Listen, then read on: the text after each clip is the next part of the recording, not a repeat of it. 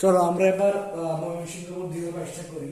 খুব ইজি একটা অঙ্ক, যেটা আমি প্রশ্নটার সময় দেখলাম। একেবারে সহজ একটা অঙ্ক। দেখো, ঘর্ষণের পর নির্মিত পাথরদ্বয় কোন দিকে কত বেগে চলবে? কোন দিকে কত বেগে চলবে? একটা পাথর, একটা মানে এ ও বি দুটো খেলনা মার্বেল, একটা খেলনা মার্বেল, দুটো একটা খেলনা মার্বেল, দুটো খেলনা মার্বেল খেলার এক পর্যায়ে মার্বেল দুটির মুখোমুখি সংঘর্ষ করছে, দুই দিক থেকে মারছে, সংঘর্ষ করছে। ওকে, ফাইন। এবং সংঘর্ষের পর সমবেগে চলতে থাকে। ধরো যার শক্তি বেশি হয়েছে সে এতের দিকে ছুটছে, মানে এতের দিকে ছুটে শুরু করছে। হ্যাঁ, বা দুজন মিলিত এই একদিকে বা এতে দিকে গেছে, সমস্যা নেই, দেখা যাক। বলতে সংঘর্ষের পর মিলিত পাথরদ্বয় কোন দিকে কত বেগে চলবে। আগে তুমি সবকিছু মান রাখো, মানলে কি মানে দেখা যাক কি করা যায়। আমরা দেখবো, তুমি দেখবে দেওয়া আছে এ মার্বেলটির ভর M1 = 8 গ্রাম দেওয়া আছে। কেজিতে নিয়ে যাও, 8 ভাগ 1000, যেহেতু ভর সব কেজি, আমাদের কেজিতে নিতে হবে। তো 8 কে তুমি 1000 ভাগ করো, 8 ভাগ কত, 1000 ভাগ করে কত পারবো? 8 × 10⁻³ কেজি। ওকে, ফাইন। বি মার্বেলটির ভর M2 কত দেওয়া আছে? 2 কেজি। এটা একটা, সরি 2 কেজি না, সরি 2 গ্রাম দেওয়া আছে, 2 গ্রাম দেওয়া আছে। মার্বেলের ওজন কেমন? 2 কেজি হয়। তাহলে এটাকে যদি আমরা 1000 দ্বারা ভাগ করি, ভাগ করলে কত বাড়িব? 2 ভাগ 1000। 2 ভাগ 1000 কত বাড়িয়েছে তোমার? 2 × 10⁻³ কেজি। 2 × 10⁻³ কেজি। ভালো কথা। এরপরে এ মার্বেলটির ভর, আদিবেগ, সরি এ মার্বেলটির আদিবেগ কত? আদিবেগ U1 = তোমার কত বাড়িতেছে? 25 মিটার/সেকেন্ড। আর বি মার্বেলটির আদিবেগ U2 = কত বাড়িতেছে? 20 মিটার/সেকেন্ড। ফাইন, ভালো কথা, সবকিছু সুন্দর। হ্যাঁ, এখন দেখো, অবশ্য মাইনাস হবে, এটা বিপরীত দিয়ে গেছে তো একটু মাইনাস হবে, বিপরীত দিয়ে গেলে একটু মাইনাস হবে। ক্লিয়ার? তো আমরা যেটা করবো এখন, আমরা আমাদের যেহেতু সংঘর্ষের পর মিলিত হয়েছে, সংঘর্ষের ক্ষেত্রে আমাদের সূত্র আছে M1U1 + M2U2 = M1 B1 + M2 B2। তুমি মিলিত বেগ আছে, আমরা B1 আর B2 একই। মিলিত বেগ মানে কি? মানে তার প্রথম বস্তুর বেগ যেটা, দ্বিতীয় বস্তুর বেগ একই রকম, B1 বা B2। তো সো আমরা প্রথম বস্তু আর দ্বিতীয় বস্তু মিলিত বেগকে আমরা বিটা প্রকাশ করবো। সো আমরা জানি ভরবেগের সংরক্ষণশীল সূত্র অনুযায়ী আর কি, বা তুমি দেখে এত কিছু না লিখে রেখে দিতে পারো। আমরা জানি M1U1 + M2U2 = M1 B1। মানে এখন আর B1 লিখতে পারবো না, তো মিলিত বেগ তো B লিখবা, M2B, মানে দুইটা, মানে প্রথম বস্তুর শেষ বেগ যা, দ্বিতীয় বস্তুর শেষ বেগ না। তো M1 এর মান লেখো, M1 এর মান হচ্ছে 8 × 10⁻³ কিন্তু আদিবেগ কত?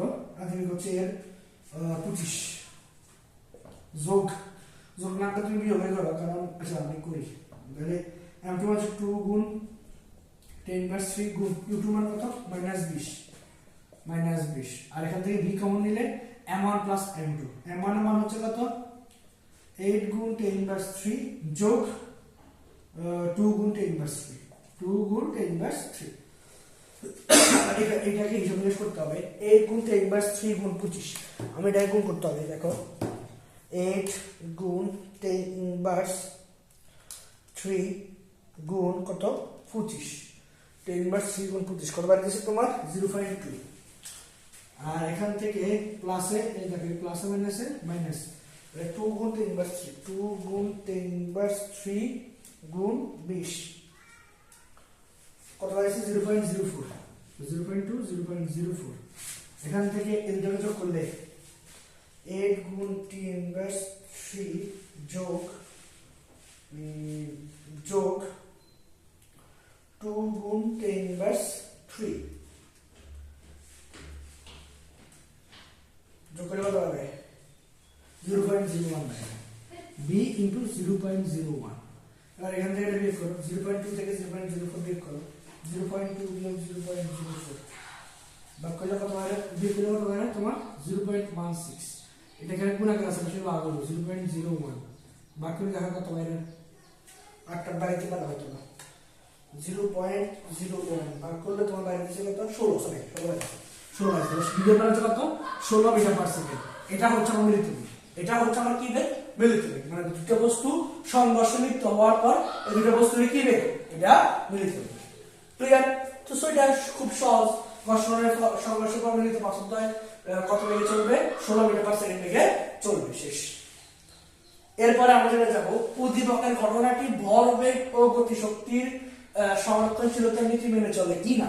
খুবই সহজ, সেম মান গুণাঙ্ক সেম মান, এটা যদি তুমি বুঝে থাকো তাহলে গুণাঙ্ক করে ফেললে এখানে সেম মানটাই হবে, জাস্ট সেম মান।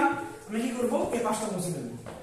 তুমি প্রথমে যেহেতু তোমার ভরবেগের কথা বলছে, হ্যাঁ ভরবেগের কথা বলছে, তাহলে ভরবেগ তাহলে আগে তুমি ভরবেগের সমষ্টি বার করবা, সংঘর্ষের পূর্বে ভরবেগের সমষ্টি এবং সংঘর্ষের পরে মোট ভরবেগের সমষ্টি, এটা সমান যদি হয় তাহলে সংরক্ষণশীলতা নীতি মেনে চলে। তাহলে আমরা লিখব সংঘর্ষের পূর্বে মোট ভরবেগের সমষ্টি। দেখো, সংঘর্ষের পূর্বে মোট ভরবেগের সমষ্টি, মোট ভরবেগের সমষ্টি। তো সংঘর্ষের পূর্বে যদি তুমি মোট ভরবেগের সমষ্টি বার করো, সংঘর্ষের পূর্বে যদি হয় তাহলে হবে কি ভরবেগ, ভর এবং বেগ, তাহলে m1 u1 plus m2 u2। হ্যাঁ, m1 মান কত? 8 গুণ 10 ইনভার্স 3 ইনটু u1 মান মেবি কত হতে পারে, এই তো 25। এখানে u2 মানটা যেহেতু মাইনাস, এখানে এটা মাইনাস হয়ে যাবে অটোমেটিক্যালি। m2 মান কত? m2 মান হচ্ছে 2 গুণ 10 ইনভার্স 3 ইনটু u2 মান কত? 20। তো এটা অবশ্যই সেই একটাও করছিলাম আমরা, কত জানে বাইরে ছিল ভুলে গেলাম। তাহলে তোমার 8 গুণ 10 ইনভার্স 3 গুণ কত? 25 দিয়ে গুণ করলে কত বাইরে? 0.2 বাইরে, 0.2 বিয়োগ আর 2 গুণ 10 ইনভার্স 3, এটাকে যদি আমরা 20 দ্বারা গুণ করি কত বাইরে হবে তোমার? 0.04। 0.2 থেকে 0.04 বিয়োগ করলে কত বাইরে যাচ্ছে তোমার? 0.16। ভরবেগের সমষ্টি আর কেজি মিটার পার সেকেন্ড। হ্যাঁ, এরপর আছে সংঘর্ষের পরে বেগ একটা হইছে, মিলিত বেগ। তো সংঘর্ষের পরে মোট ভরবেগের সমষ্টি, সংঘর্ষের পরে মোট ভরবেগের সমষ্টি, সংঘর্ষের পরে মোট ভরবেগের সমষ্টি, কেমন? সংঘর্ষের পরে মোট ভরবেগের সমষ্টি। তো সংঘর্ষের পরে যদি আমরা মোট ভরবেগের সমষ্টিতে যাই, সেটা হবে কি? সেটা হবে তোমার m1, যেহেতু b একটা তাহলে m1b প্লাস m2b। m1 মান কত? 8 গুণ 10 ইনভার্স, এখানে তুমি b কমন নিতে পারো, b কমন নিলে তাহলে এখানে থাকবে কত? m1 প্লাস m2, তো এখানে b টা কমন নিলে তোমার b টা কত হবে? b এর মান আমি কত পাইছিলাম জানি আগে, অঙ্কে আমার তো খেয়াল নাই, না আমি দেখতে হবে তাহলে b এর মান তো কত পাইছি? 16 পাইছি, 16 তাহলে 16 আর এখানে হচ্ছে 8 গুণ 10 ইনভার্স 3 যোগ 2 গুণ 10 ইনভার্স 3, মানে এই 16 সাথে দুটো জিনিস মান যোগ করে গুণ করতে হবে।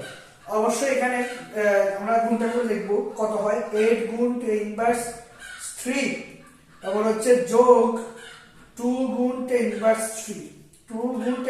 3, তাহলে ইয়া করলে কত হয়? প্রথমে যোগ করলাম, যোগ করে যা পাইছি তার সাথে কত গুণ? 16 গুণ করলে কত পাইছি? 0.16। সো দুইটা মিলে গেছে। তাহলে আমাদের প্রথমত এই ভরবেগের সংঘর্ষের পূর্বে এবং সংঘর্ষের পরে ভরবেগ সংরক্ষণশীলতা নীতি মেনে চলে। সংঘর্ষের পূর্বে এবং সংঘর্ষের পরে ভরবেগ সংরক্ষণশীলতা নীতি মেনে চলতেছে। এরপরে আমি এই পার্টটা মুছে আবার লিখে দিব, মানে এই পার্টের পরে আমাদের আরেকটা পার্ট আছে যেটা আমাদেরকে মিলেছে গতিশক্তি সংরক্ষণশীলতা নীতি মেনে চলে কিনা। গতিশক্তি তো তুমি জানোই যে হাফ mv স্কয়ার। হ্যাঁ, তো আদি মানে সংঘর্ষের পূর্বে হবে হাফ m1 u1 স্কয়ার যোগ হাফ m2 u2 স্কয়ার, আর সংঘর্ষের পরে হবে হাফ m1 v1 স্কয়ার, যেহেতু b মিলিত b হবে তাহলে হাফ m1 b স্কয়ার যোগ half m2 b square. So আমি এটা করে দিচ্ছি। তাহলে সংঘর্ষের পূর্বে মোট গতিশক্তি সমষ্টি, এই পার্টটা মুছে নিলাম। হ্যাঁ, মোট গতিশক্তি সমষ্টি, সংঘর্ষের পূর্বে মোট গতিশক্তি সমষ্টি। তো আমি লিখলাম সংঘর্ষের পূর্বে মোট গতিশক্তি সমষ্টি। তাহলে তোমার এখানে হচ্ছে কত?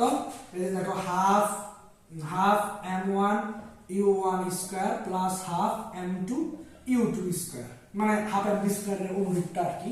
তো এখান থেকে তুমি ইচ্ছা করলে হাফটা কমন নিতে পারো, তাহলে এখানে হলো m1 আমার মান লিখে দাও, তাহলে তো হচ্ছে 8 গুণ 10 ইনভার্স 3। হ্যাঁ, তারপর হচ্ছে ও আছে গুণাকার আছে, তো গুণাকারে রাখি দিই। এরপর u1 আমার কত? u1 আমার এখানে আছে তোমার 25 এর উপর হোল স্কয়ার, আর এখানে প্লাস হাফ তো কমন নিয়ে ফেলছো, হাফ কমন নিয়ে লিখেছে এখানে এটা দিয়ে দাও, হাফটা কমন থাকি যায়। হ্যাঁ, তারপরে হচ্ছে তোমার m2 মান কত, m2 মান হচ্ছে তোমার 2 গুণ 10 ইনভার্স 3, 2 গুণ 10 ইনভার্স 3 ইনটু u2 মানটা কত -20, -20 এর উপর হোল স্কয়ার দিলে অবশ্যই মাইনাসটা অটোমেটিক প্লাস হয়ে যাবে, কারণ কোন -3 এর উপর পাওয়ার যোগ থাকলে এটা অটোমেটিক্যালি প্লাস হয়ে যায়।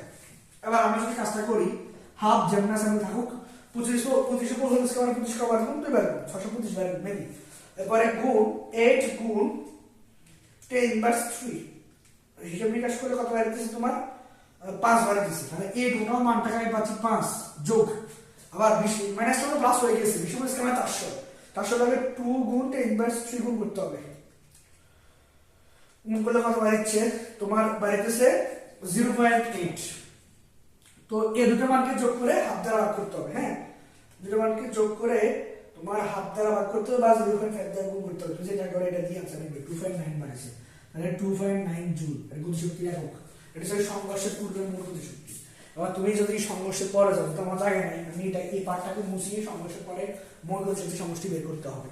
আশা করি এরকম অনুরূপী তারিখ যদি বাইরে হয় তাহলে আমাদের গতিশক্তি তোমার ভরবেগের সংরক্ষণের যে নীতি সূত্র মেনে চলে এবং গতিশক্তির সংরক্ষণশীলতার নীতি মেনে চলে, এটা আমাদের প্রমাণিত হয়ে যাবে। ঠিক আছে, তো চলো আমরা সংঘর্ষের পরে মোট গতিশক্তি বের করি। সংঘর্ষের পরে এই পার্টটা মুছে দিয়ে রাখি, যদি তোমার জায়গা নেই তোমরা এটা পার্টটা অবশ্যই উঠে নিবে।